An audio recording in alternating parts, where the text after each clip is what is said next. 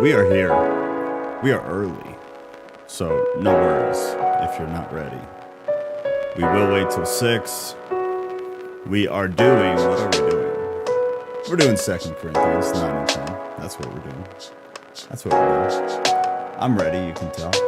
Ready to go. Graves, always on the drive home, man. Always on the drive home. Do you work on Sunday? It'd be kind of a bummer.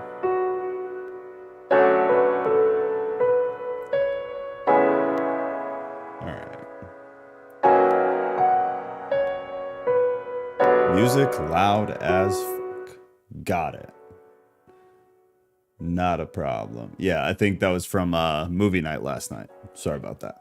Sorry about that. Let me know if that's good. My mic is quiet.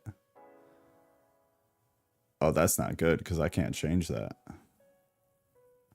I can't do anything about that.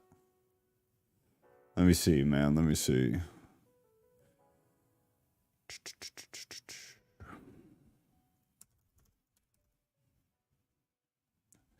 The mic should not be affected.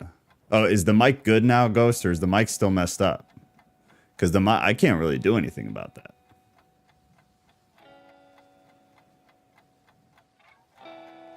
I hope the mic's good now. I wouldn't even know where to begin. I'm all the way turned up on the soundboard.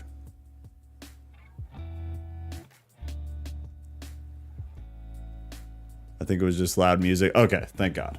I was gonna say, man, that's a problem I don't know how to fix. All right. Is the music good though, or do you need it to be lower? I think this is where we normally have it. Where it is right now, I believe, is the level it normally is at.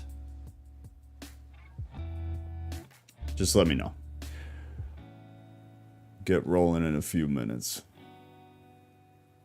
Should be pretty quick tonight, man. I mean, 30, 45 minutes tops, I think. So in and out. Beautiful. Thank you, Ghost. All right, well, while we wait, let's do the stuff that we do. And bada boom, bada bang. So if you're watching this later, the recording, there is a link to our Discord in the live chat. It'll be pinned to the top. There is also a link to the Discord in the bio of the video, as well as basically on all the social media pages that I have that I don't use anymore. So if you like to join the Discord, that is the way to do it. Everything is happening there. Right now, some fun stuff that's going on is we just did the Messiah 2030 part 1. We're going to be doing part 2, I hope, this coming Saturday. Thursday, we have You're Dead. Now what? One of our conversation. This will be really good. I'm very much looking forward to Thursday. You're dead. Now what? Should be very interesting. Where people land.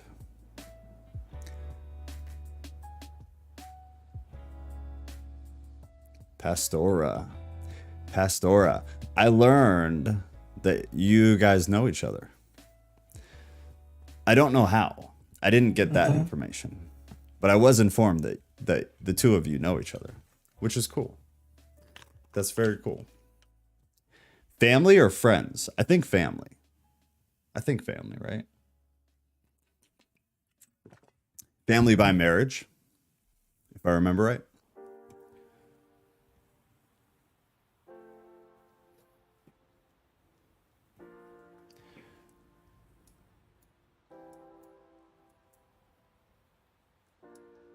There you go, baby. There you go, baby. Hey, Cat. Hey, love. Hey, pretty girl. What time is it? Got 2 minutes. 2 minutes.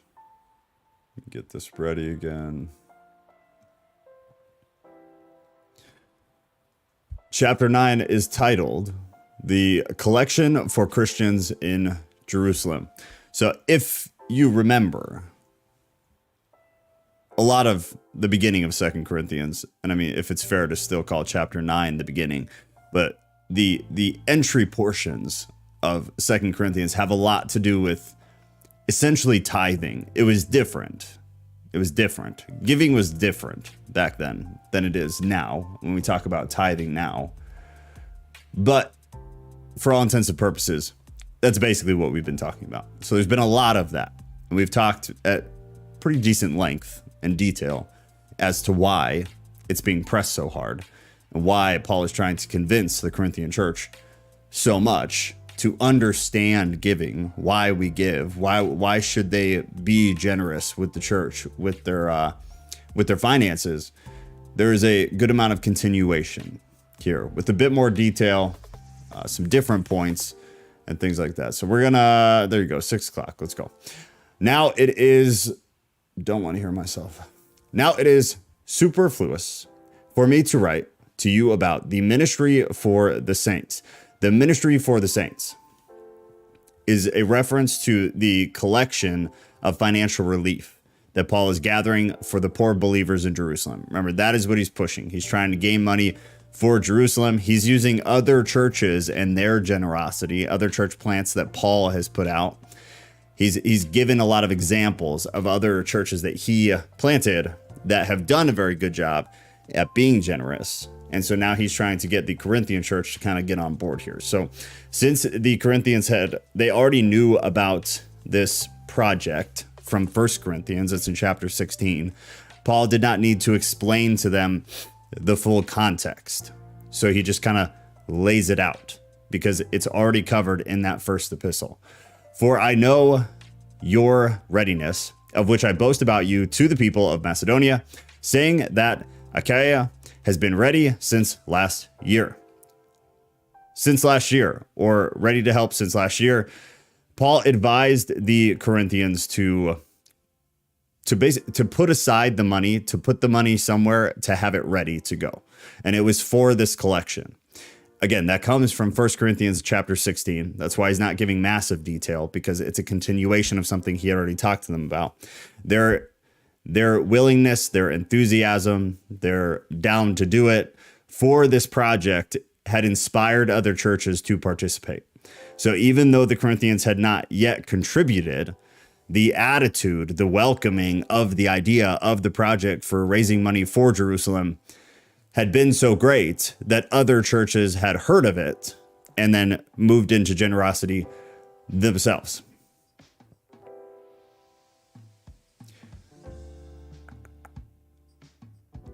Sorry, I just totally lost my place. We're in 3. But I am sending the brothers so that our boasting about you may not prove empty in this matter, so that you may be ready, as I said you would be. The purple highlight, I am sending the brothers. We discussed this last week, I believe, or I guess 2 weeks ago now. This was a team of believers that would have collected the offering the Corinthian believers set aside for the project. So the Corinthians put aside the money. It was ready to go. It was pretty much waiting. This team of brothers were the people that would come and then collect it. So Paul presents this as an opportunity for the Corinthians to demonstrate the authenticity of their faith and love for the quote unquote saints. And we'll hear more about that later, but he refers to them as the saints. So that our boasting about you may not prove to be empty in this matter, so that you may be ready, as I said you would be. Otherwise, if some Macedonians come with me and find that you are not ready, we would be humiliated, to say nothing of you, for being so confident. We would be humiliated. Paul risked his reputation by commending the Corinthians. Their eagerness, their generosity, directed towards the Macedonians. He presents their example as motivation to have their gift ready when Titus and the others would arrive. Because Titus is, remember, Titus is very close with Paul. That's why you hear a lot about in the pastoral epistles. They were very tight within the pushing of the ministry. So when Titus would come with the others, they don't give names for, they would be ready. They'd be ready and then not be humiliated. Verse 5, so I thought it necessary to urge the brothers to go on ahead to you and arrange in advance for the gift you have promised, so that it may be ready as a willing gift, not as an exaction. So the gift, or in other translations, it actually says generous gift, to set it apart in a, I guess in a way.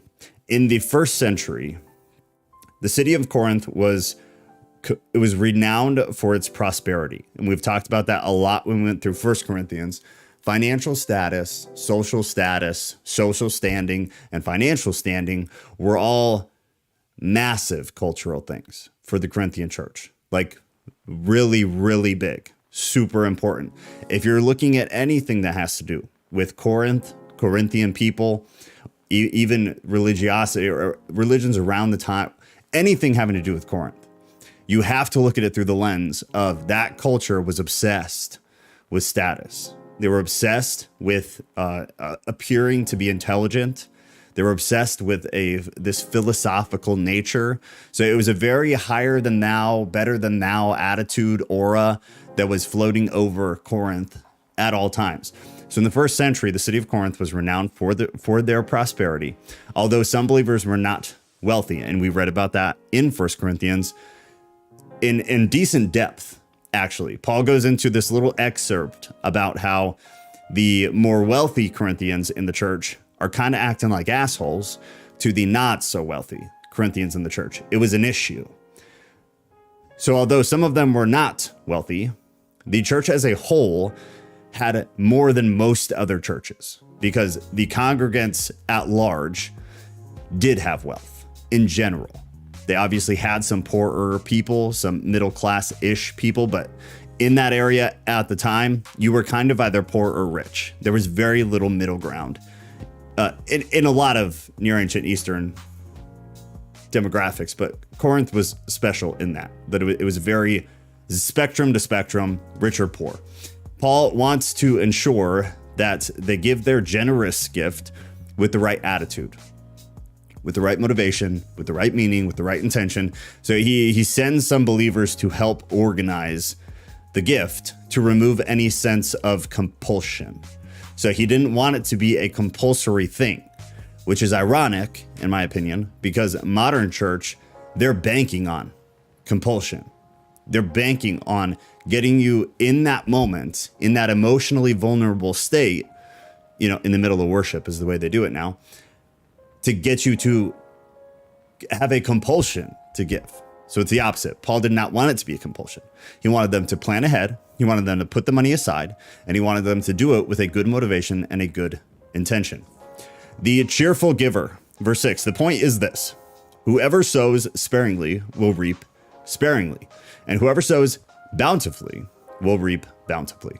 7, each one must give as he has decided in his heart, not reluctantly or under compulsion. So important.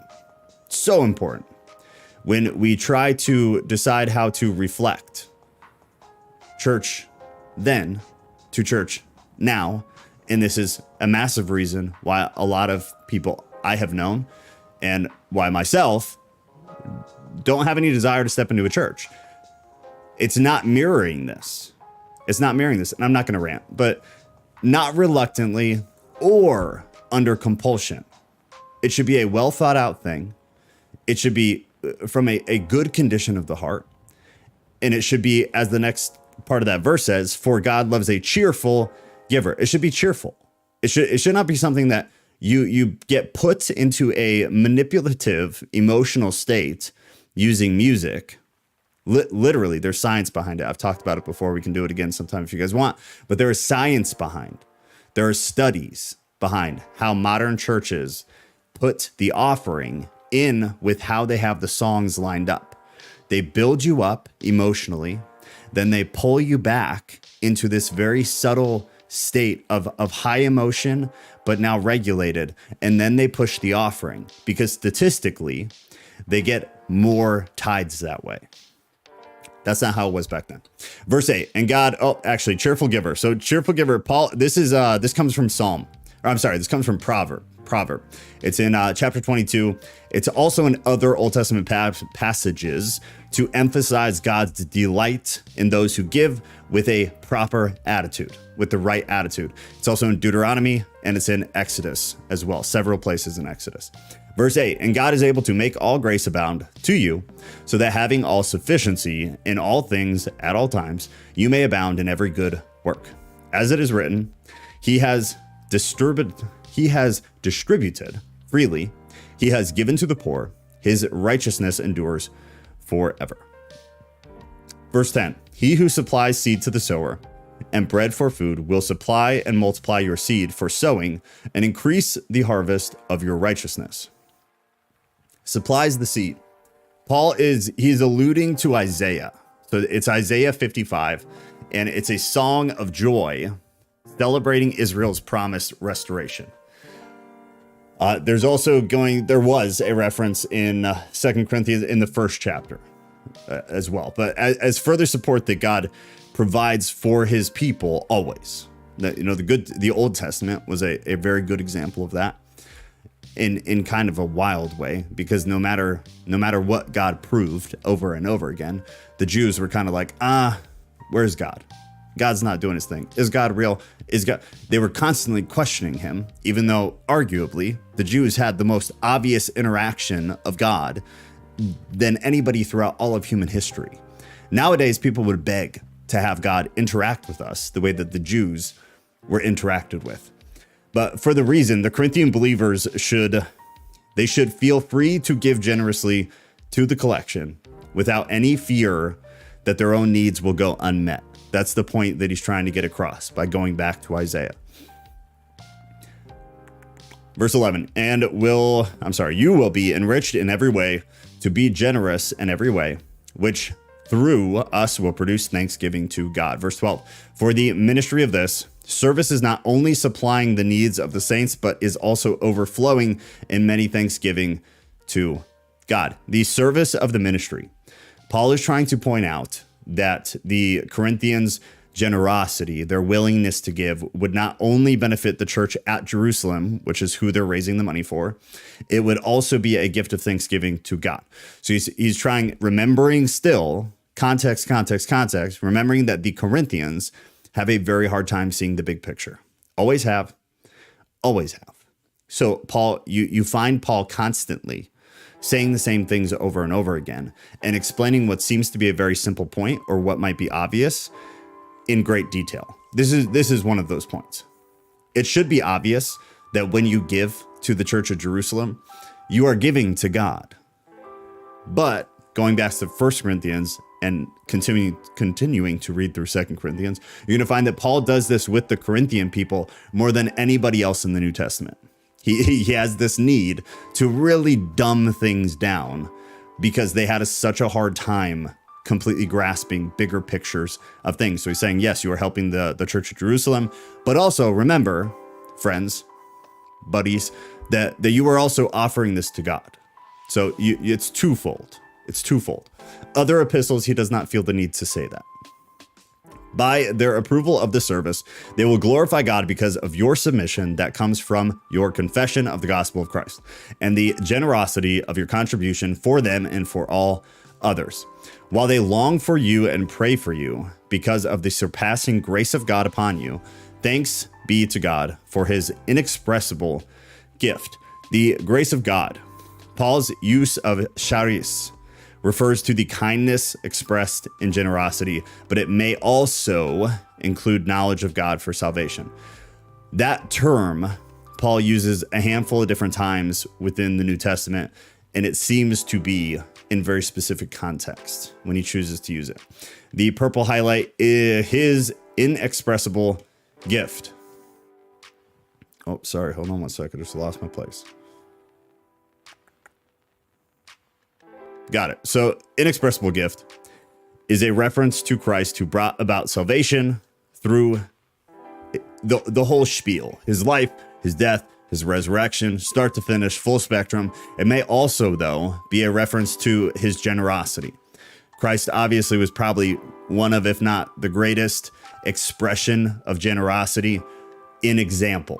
He gave us the best example. He became poor so that those who believe in him might become rich. That we read that. That's very plain as day. It's also seen in his action. Paul appropriately closes his appeal for the Corinthian church to give generously by thanking God for his generous gift. So it's a tit for tat. He's trying to explain it as a tit for tat. God gave to you, you give to God.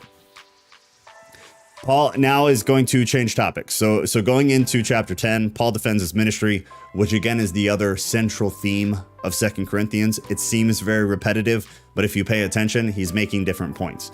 But he's changing the topic to address his opponents in Corinth,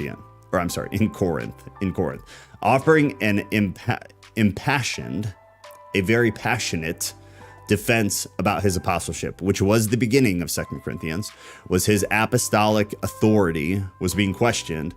He came at it, and now he's going to come at it again. He's encouraging the Corinthian people not to consider appearances and points out that he does not compare himself with others. Paul then contrasts himself with those who commend themselves. Paul being relatively humble, the Corinthian people being the absolute opposite of that, just culturally. But the church was no different, pointing out that he only boasts in the Lord, which is pretty accurate, at least written. Who knows how he was in person, but at least written, that's very accurate. The Corinthian people were not like that. Corinth was discount America. That's an interesting way to put it. I think the Jews have been judged so harshly because they are the most culpable. They had the closest proximity to God, yet ironically were blind and apathetic to him. Yeah, 100%. I also think that's why the serpent was judged more harshly, because he was more culpable based on his knowledge and proximity to God. That's interesting. That would be something to possibly talk about. I definitely agree with it with the Jews. I have more theological questions about it when it comes to the serpent. The more knowledge you have, the more culpable you become. Isn't there a verse somewhere that basically agrees with that? Yes, there is. I believe there's several that have to do, which I know that I've used them in the past when talking about, culpability, but what are you responsible for really in your behavior, in your actions in general? What do you end up actually on a personal level being responsible for? And a lot of it has to do with your knowledge. How much do you understand about what you're doing? Somebody who doesn't have the capacity to understand all of the negative, immoral things they're doing might not be held to as strict of a standard as somebody like myself or most of you who are very much aware that what we're doing is wrong when we're doing it. You'd be way more culpable, in my opinion. And yeah, I do believe that scripture backs that up fully. All right, I, Paul, myself, entreat you by the meekness and gentleness of Christ, I who am humble when face to face with you, but bold towards you when I am away. This is when it's time to really pay attention to the way that Paul is expressing things, because otherwise it's confusing to read. It's hard to understand what he's actually trying to get across. The gentleness of Christ. Paul is seeking to defend himself right here, but he does not want to do it in an angry or indignant way. He wants to emulate the humility of Christ, and he's using gentleness as the term here. He did something very similar in 1 Corinthians when his character was being attacked. He pushed and shifted over to Christ, trying to emulate who he was, rather than the assumption is how Paul is actually feeling in that moment, because it's probably angry. Bold toward you when I am away. Paul is probably referring to how some of the Corinthians perceived him personally. You will definitely read some disagreeing opinions on this. To me, knowing Paul, studying him more than anybody else, and seeing the way he chooses to express things in other places, especially in 1 Corinthians, Paul's sarcastic. It's kind of that simple to me. I who am humble when face to face with you, but bold towards you when I'm away. He's being sarcastic. He's saying, you're calling me two-faced. I'm not two-faced. The way I am with you in person is the way I am with you when I write you these letters. That's to me, it's plain as day. But if you were to go try to research this, I guarantee you'll find some different answers. I don't get how you get anything other than him being sarcastic. It's what he does. It's everywhere. It's all over. And he did very similar things in 1 Corinthians. I don't get why it's an argument at all. Verse 2, I beg of you that when I am present, I may not have to show boldness with such confidence, as I count on showing against some who suspect us of walking according to the flesh, or behaving according to the flesh. Some of the people within the church community had called Paul's character into question quite a bit, over and over, both in 1st and in 2nd Corinthians. The reasons may have been the change in his travel plans, which was, it was briefly discussed in chapter 1 as well as chapter 2. The other option would be the perceived mishandling of the financial relief collection, which is an accusation and nothing more, because at least within scripture, there's no reason to think that. Maybe something happened outside of scripture. Those are the things you have to kind of consider. We don't have anything to help us either way. So it's just, those are the two potential possibilities.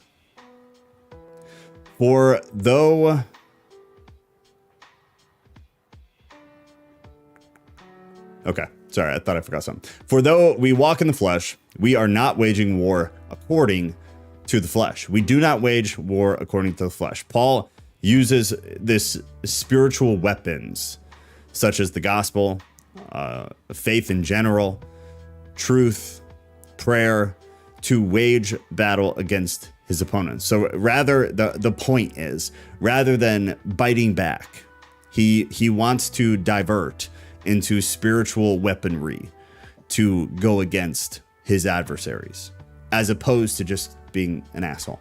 For the weapons of our warfare are not of the flesh, but have divine power to destroy strongholds. Also translated as fortresses, the term is intended to refer to people's standard way of thinking, especially about Paul and the nature of his apostleship, which is an authoritative apostleship. 5, we destroy arguments and every lofty opinion raised against the knowledge of God, and take every thought captive to obey Christ, or captive to the obedience of Christ. The implication is that believers have to submit in both thought and in any physical nature, but they have to submit their thoughts to Christ and bring them into conformity with his will, which was Paul's point at the very beginning of 10, is that he wants to emulate Christ. So he's pushing on this idea of all Christians need to submit their thoughts to Christ first, to God first, and in doing so, bring their thoughts into conformity with God's will. Being ready to punish every disobedience when your obedience is complete. Verse 7. Look at what is before your eyes. If anyone is confident that he is Christ, let him remind himself that just as he is Christ, so also are we. Some Corinthians continued to judge Paul and his ministry according to the standards of the time, according to the standards of the demographic, according to the standards of their culture. They evaluated him according to his rhetoric, his logic, and his manner of reception by various communities. This is just another cultural issue. Corinthians were a very specific people. Their culture was very different than a lot of the surrounding cultures. They had a hard time with Paul. Granted, Paul was kind of an ass sometimes with them, but they kind of also deserved it. So it's the Corinthian church and Paul just have this like slap fight going on all the time. And then both of them kind of pretend like they never did it and then just go back to being righteous. And then they start slapping each other around again. It's just what they do. It's just something to know about Paul and the Corinthian church. It's my favorite thing about Paul and the Corinthian church. 10, 3 through 4, I think you could see this as apologetics, owning noobs in it. Yeah, for sure. For sure. Absolutely. Did you notice the people RIP dancing at the festival that were attacked were dancing before the giant statue of a foreign god in the Holy Land? Wonder what Moses would say. Buddha. There was a Buddha in the festival. I'm gonna have to look at that. I did not notice that, but I did watch all those videos. I'll have to look at that. Is it related? I don't know. know, man. You get into a very rough theological spot if we're gonna say that, you know, Yahweh did that, or Jesus did that, or had something to do with that. All right. 8. For even if I boast a little too much of our authority, which the Lord gave for building you up, and not for destroying you, I will not be ashamed. Building you up. Some of the Corinthians may have perceived Paul, or perceived that Paul used his authority to oppress or take advantage of them. We'll read about that in a couple chapters. Paul identifies the true purpose of his authority: to strengthen the faith of the believers so that they can grow in maturity. And in all honesty, I have no problem criticizing Paul. This is something he's done very, very well with the Corinthian church, at least in writing. Who the hell knows how he was in person, but at least in writing, he has done nothing but this. He gave them very good direction. A lot of the what are Christians allowed to do? What are we not allowed to do? A lot of the answers to those come from the letters to the Corinthians. So he did a very good job at trying to direct these people into how to act, how to behave, how to make sense of what a Christian should do. It's where we get a lot of the understanding of adiaphora from, of what is right for us and what is not right for us, specifically within the context of freedom, because Christians they're free from the law. So then what the hell are the rules? And Paul gave us a lot of very good boundaries within the epistles to the Corinthians. Verse 9, I do not want to appear to be frightening you with my letters. I do not want to appear to be frightening you with my letters. The wording right here, it suggests that his opponents were accusing him of trying to frighten or intimidate the Corinthian believers with the letters. That they were meant to try to back them into a corner in some way. While Paul wrote things that grieved the Corinthians, he did not do so in a cruel way. And he did so in a sarcastic way sometimes, but no, he did not do it in a cruel way. Instead, he wrote out of love, which was very obvious pretty much all the time. And he wrote in a very encouraging way, which was also very obvious. He just got sarcastic sometimes, and I don't personally see anything wrong with that. Paul most likely wrote at least 2 other letters to the Corinthians in addition to 1 and 2. That always has to be kept in the back of your head, no matter what. The 2 letters to the Corinthians that we have, in my opinion, are half, if not less, of the total number of letters that went to the Corinthian church. General scholarship believes there's at least 1, possibly 2. I believe there were probably more than 2. That's just my personal opinion. So if you want to go with scholarship, there's at least 1 lost letter to the Corinthians, but many scholars do believe there's 2. I think there's more though. So Paul refers to these previous letters often. That's not often, but enough times that makes it fairly obvious. That's why it's important to know that. He refers to the previous letters where he instructed the Corinthians to not associate with immoral people. There's a note on that in 1 Corinthians 5. In 2 Corinthians, he refers to another letter, which he wrote out of distress and anguish, that we read about in chapter 2 of this epistle. And those you can't find that anywhere, which is why we believe there are other letters. There isn't a letter, there isn't a section in 1st or 2nd Corinthians that is heavily in this context of distress and anguish. It's not there, which means it's somewhere else. It's something that we do not have. Verse 10, for they say his letters were heighty and strong, but his bodily presence is weak, and his speech is of no account. Boom. According to the Corinthian standard, Paul was not an impressive orator. Because again, what were the Corinthians used to? Philosophers. Philosophers are very well spoken. Or at the very least, they're good at making themselves sound smart, even if they're not saying a damn thing. They're good at making themselves sound like they are. Like they're saying something wildly intelligent with great detail. Half the time it's gibberish, But at the same time, there were a lot of people in Corinth who were wildly intelligent. There were very good speakers. There were a lot of shows. There were all these events where people would gather and listen to somebody talk. So for the Corinthian church, who was used to that, getting Paul, who the Bible depicts as somebody who is not very good with words, he's just loyal to God, but not good with words. He took a lot of shit from the Corinthian church for not being a good orator. Paul may not have used any rhetorical techniques when he presented the gospel to the Corinthian church, but with God's power. Like that was what he had that the philosophers don't have. God's power, not Paul's speech, gave the message credibility.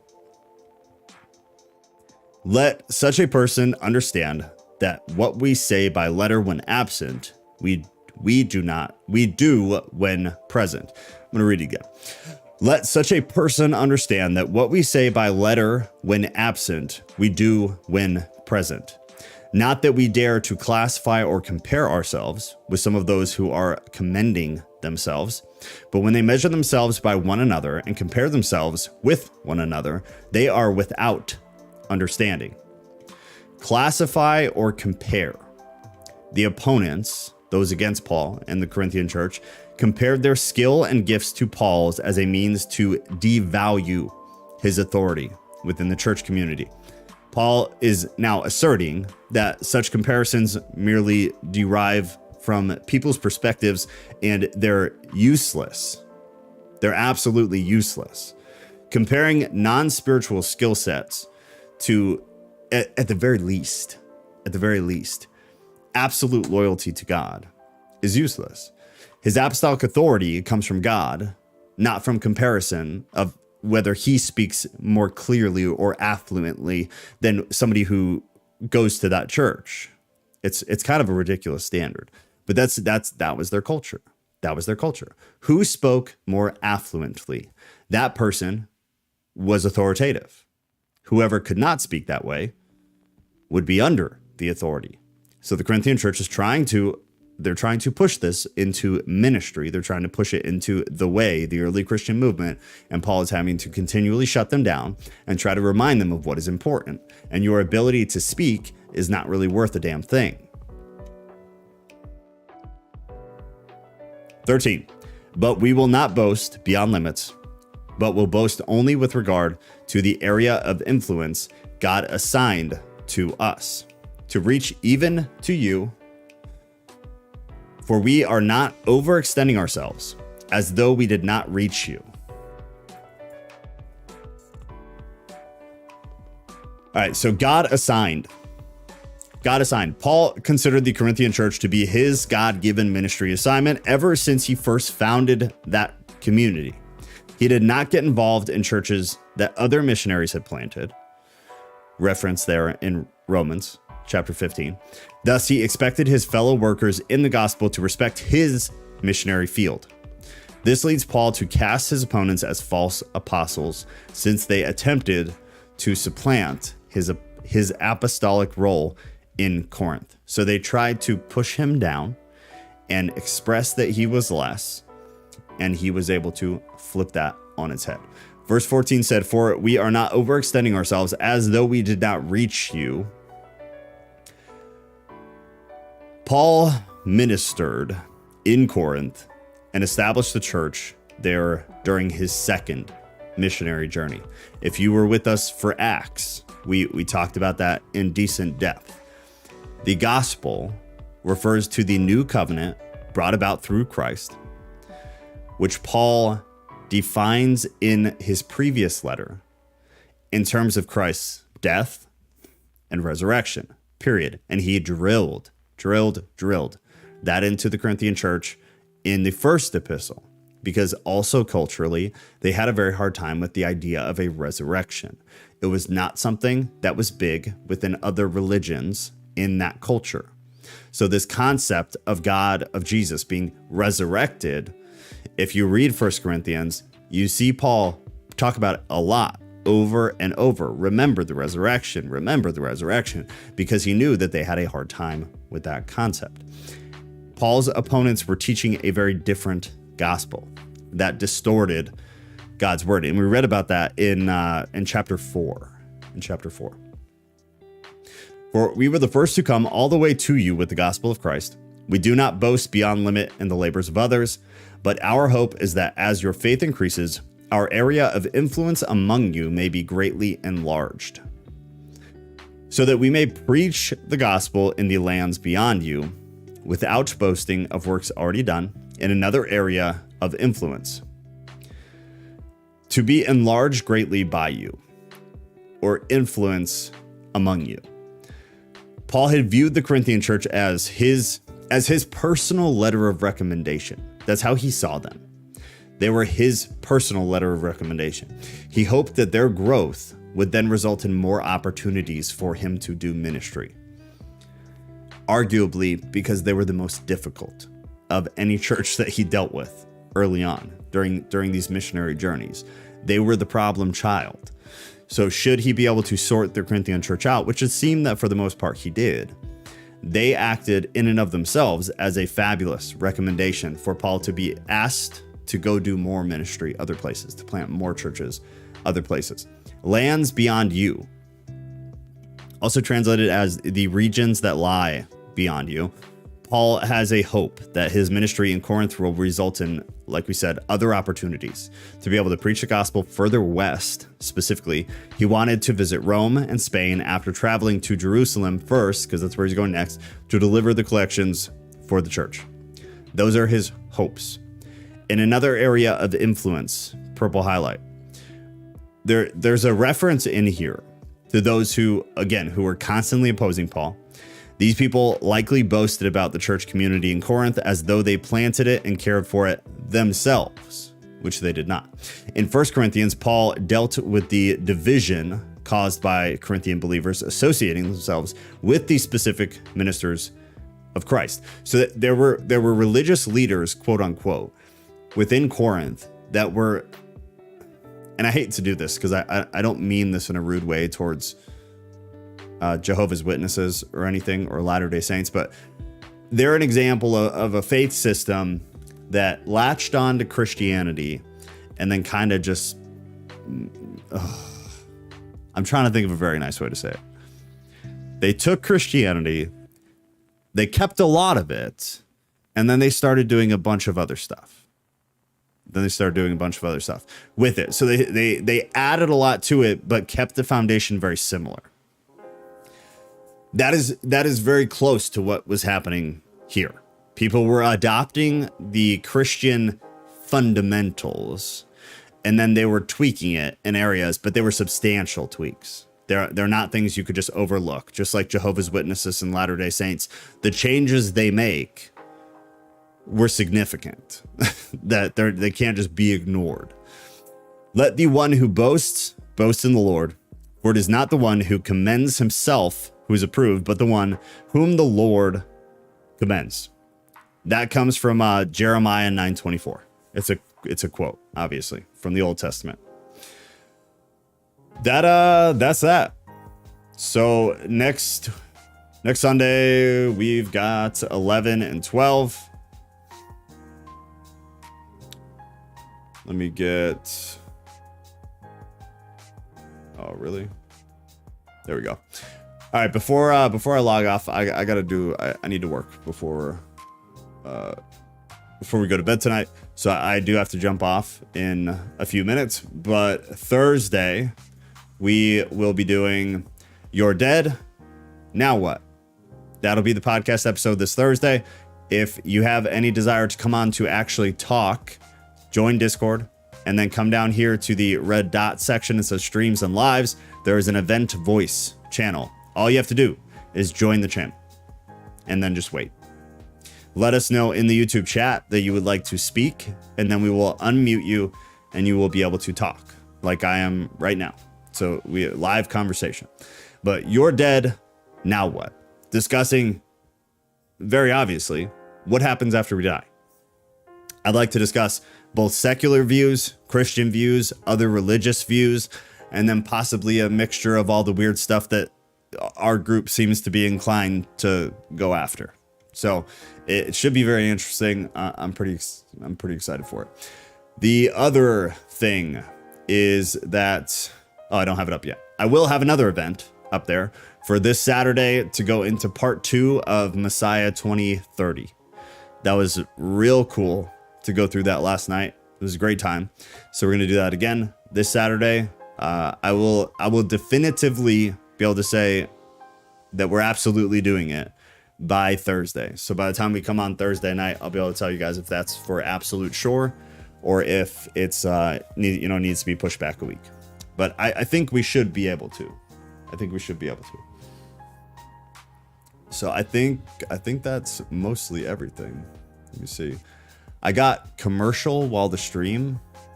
What do you mean you got a commercial? Oh, you got an ad, like you got an advertisement. Yeah, I don't know, man. I need to look, Ghost, because honestly, I that's what you said is literal. They give literal pennies, so it's probably not even worth it, man.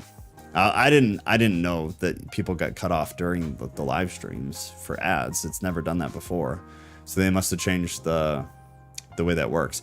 I'll go in and look at that because they pay us absolutely nothing. So I'll probably just shut that off. I'll try to make sure to look at that. People quote Paul more than they quote Jesus. I've always felt that was kind of weird. Well, Paul spoke. I mean, there's a couple reasons for that, I guess.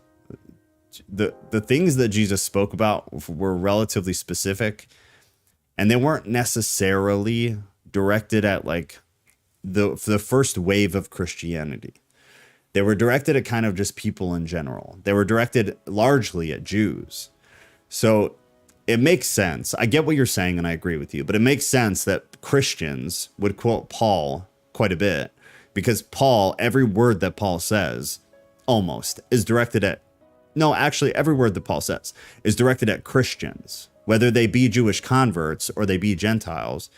Everything Paul says is directed at Christians, specifically at the first wave movement of Christianity.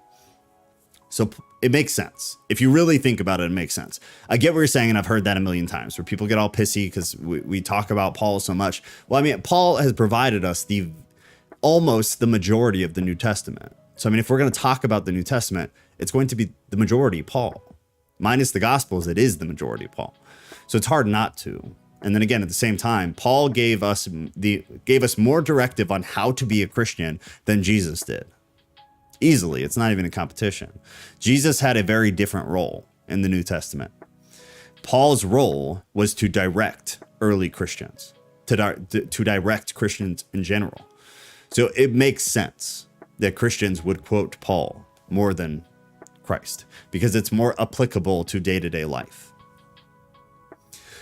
Wait, but Jesus hung around the bad people, so Paul makes it sound like we should only be around morally. Well, no, you're taking one sentence that Paul said and you're making it a blanket statement. I think that's there's no reason to think that from the text. He didn't generalize like that. Paul was talking about a very specific group of people who were doing a lot of damage within the church. Same as in 1 Corinthians, Paul said that certain people should be excommunicated from the church because once you've done enough damage, you should not be around. If you being around, I feel like we've talked about this before. If you being around causes damage to every other person in the group, then no, you should not be there. You should not be allowed to be there. If you have issues and you need help, cool, come on in. People should circle around you. But if while you're there, surrounded by people who are trying to help you, if all you do is turn one by one and shoot everybody in the face, you shouldn't be there. They should kick you out. That's the context. The context is not don't hang around bad people. That's not what Paul said. That's not what he's talking about. There's no way to twist it even into that. It was about a very specific group of people who were basically false prophets, specifically coming at the Corinthian church, causing issues. That's who he was talking about. Very specific. Paul was just autistic and wanted unreasonable people to see reason. I mean, that's also true. That's also true. But I think it just boils down to words recorded. We have more words from Paul. Yeah, exactly, Ghost. You got it. According to Paul, even if you are hanging out by yourself, you are still hanging out with a bad person. I I mean, Paul to a degree believes that everybody's bad. Yeah. I mean, if you listen to what Paul said about himself, it's not great. He doesn't speak highly of himself. The only time Paul spoke highly of himself is when he was defending himself. When he wasn't actively trying to defend his character, he spoke very poorly of himself. Sometimes I get annoyed because preachers make me feel like I'm a bad person. I know I cannot earn my way to heaven, but that does not mean I am a piece of crap. I'm just trying to survive this world.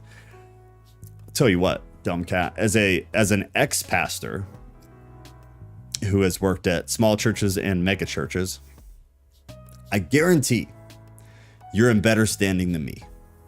If that's how we're judged, and that's who goes to hell and who is eventually saved, is contingent on things that preachers and pastors look down or up on you for, believe me, you're in better shape than me. I'm going to hell way before you, I promise. Take solace in the fact that I already read that. Graves, I'm glad you made it home safe, I assume. Separate from those preachers, dumb cat. Yeah, separate. Separate from them very quickly. When's the next time you want me to tell my story? Oh, Graves, yeah. The story. How long is the story?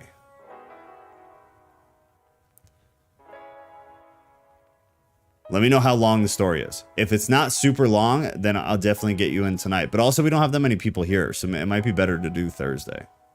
But yeah, I really want to hear that. I really want to hear that.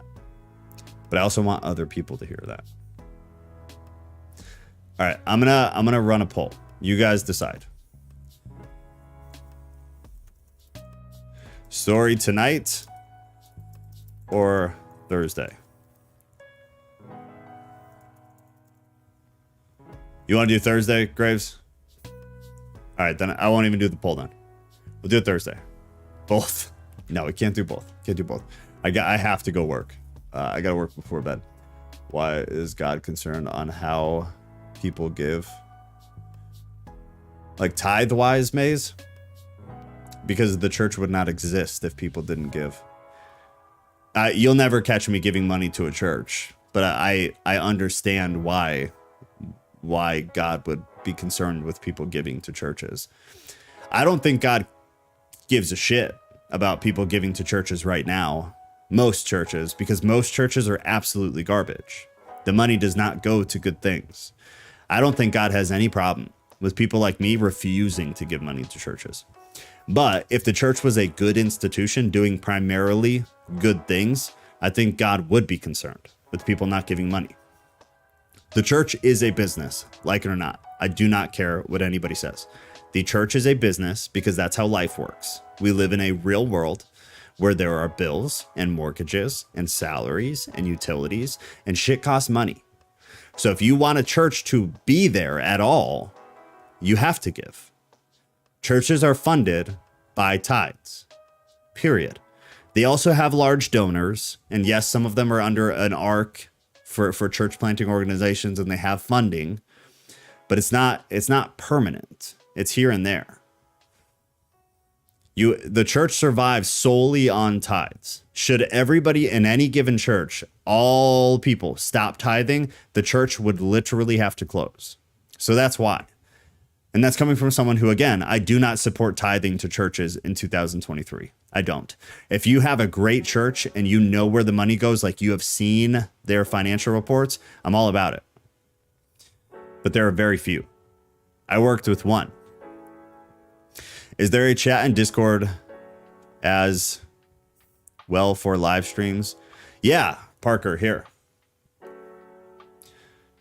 I got you. So we just made this recently. So if you come into Discord and you come down to the chit chat room, where the off topic and theology and everything is, we now have the science section, and now we have stream chat.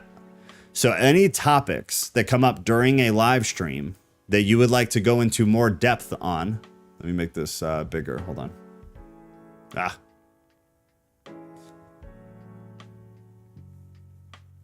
Hold on. All right, here you go. So anything that you would like to go into greater depth or detail from a live stream chat, it's a forum. It's not a chat section, so it functions differently. So you make a new post, you would give it a title, like tithing in 2023. And then I would type my message here, blah, blah, blah, blah, blah. If you have a picture, you can also upload a cover photo, which is cool.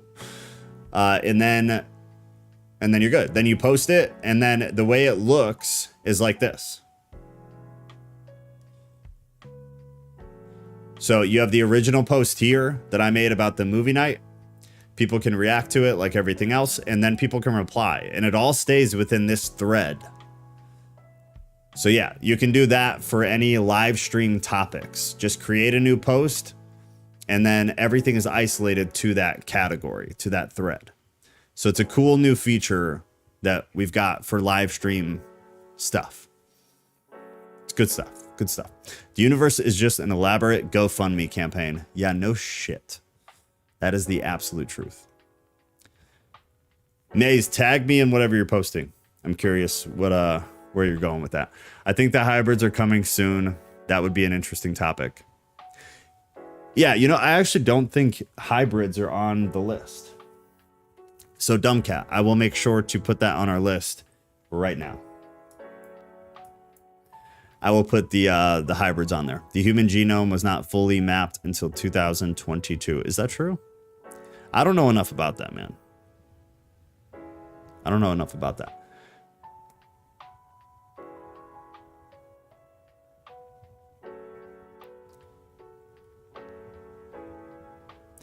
All right, Graves, are you sure you want to wait till Thursday?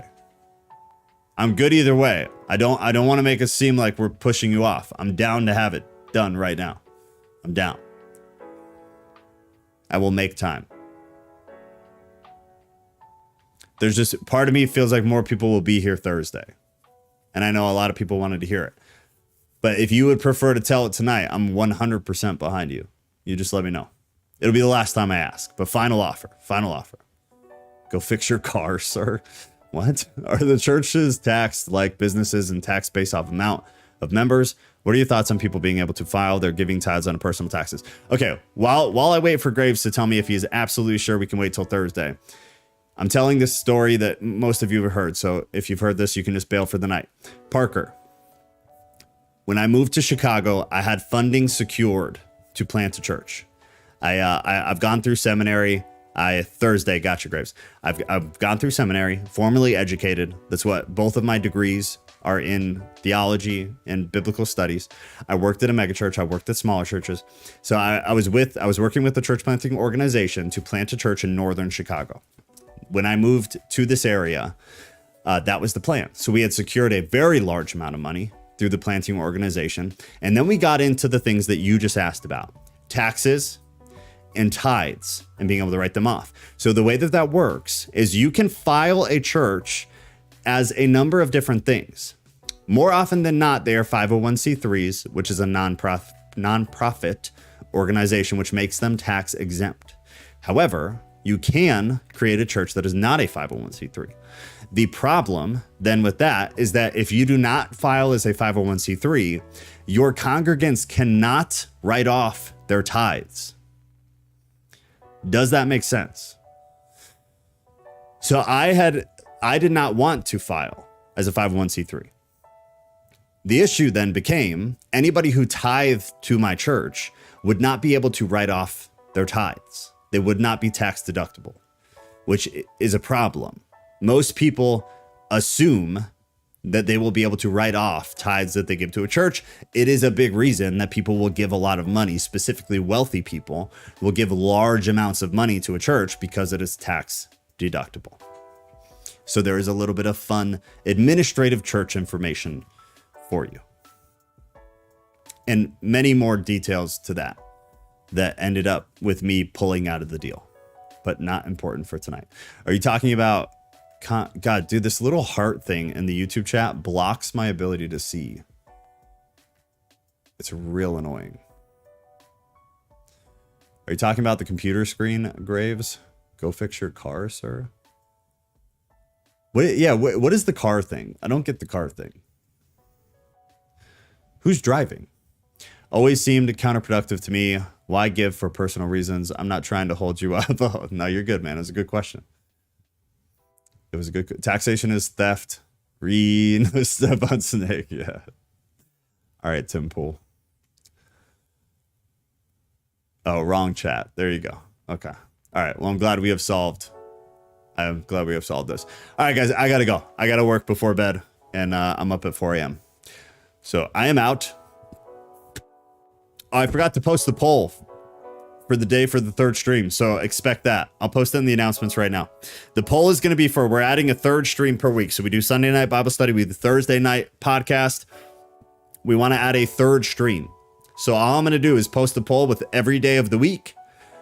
Choose whatever day you would be able to come on a live stream at about between 6 and 8 p.m. Central Time. So for a third stream, it'll be current events, news, culture, all from a Christian perspective, from a spiritual perspective with a Christian leaning perspective on it. But it's going to be current events, culture, news, what's going on in the world like now from a spiritual context or within a spiritual context. I feel like the government already takes tithes, but Jesus said, render to Caesar what's Caesar's. Yeah, the Caesar verse is always taken out of context. That does not mean give the government whatever they ask for. Please, God, understand that. That's not what that verse says. It is not about obeying the government, regardless of what they say. I promise you that. Yeah, by 6 a.m., I'm at the gym in the shower, trying to get the hell down to work. Technically, we shouldn't have taxes. Still, we only had them for World War II. Technically, taxes are theft. Period. But then again, even if they tax us 100 times what they tax us right now, they'll never be able to get out of debt. And if you want to learn more about that, go into the culture and news section, because I posted a bunch of charts and an explanation of why America is doomed financially. Because that is my other guilty pleasure. Obey the laws of the land as they align with the objective moral standards of God. Period. I will not obey the laws of the land should they conflict with the objective moral standards of God. For me personally, it's that simple. And I just saw an advertisement pop up. So yeah, YouTube must have changed my settings, because we never used to have ads during live streams. I'll take a look at that, guys. I'll probably shut them off, because honestly, I don't even make $15 a month on YouTube. Just so everybody is aware. I sure as hell don't do this for the money. I want to read The Creature from Jekyll Island. Usury. Yeah. All right, guys, I gotta go. I love y'all. I'll see you in Discord. I'm trying to be in there a lot more. So if you see me and get annoyed by me being in there, I'm sorry. But this is what you all asked for. So eat your words. I love you guys. I'll talk to you. It's about fiat currency system. Yeah, go read the culture and news thread I threw in there, man. Maze, yes. Yes, Maze. That's the way to go.